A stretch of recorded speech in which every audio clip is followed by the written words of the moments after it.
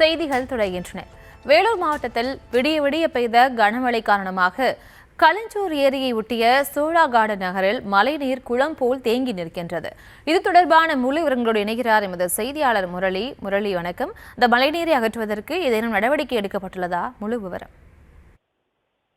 வணக்கம். வேலூர் மாவட்டத்தில் இந்த பல்வேறு இடங்களில் நேற்று இரவு முதல் விடிய விடிய கனமழையானது பெய்தது. இதன் காரணமாக இந்த காட்பாடி கழிஞ்சூர் பகுதியில் இந்த கழிஞ்சூர் ஏரியை ஒட்டியுள்ள இந்த சோழா கார்டன் நகரில் இந்த மழை நீரானது புகுந்துள்ளது.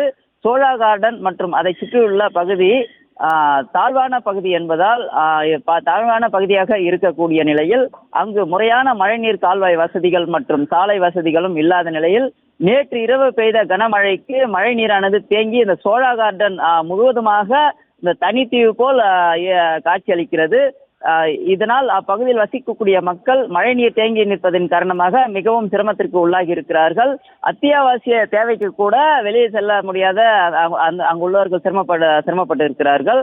குறிப்பாக அந்த கழிஞ்சூர் ஏரியை ஒட்டியுள்ள பகுதி என்பதால் வருங்காலங்களில் மழைநீர் தேங்காமல் செல்வதற்கும் இந்த கால்வாய்கள் அமைத்து தர வேண்டும் என்று அப்பகுதி மக்கள் கோரிக்கை விடுத்திருக்கிறார்கள். தற்போது அந்த பகுதியில் இருக்கக்கூடிய அந்த மழை நீரை கொஞ்சம் கொஞ்சமாக வெளியேற்றுக்கான வழிகளை மாவட்ட நிர்வாகம் செய்து வருகிறது. விவரங்களுக்கு நன்றி முரளி.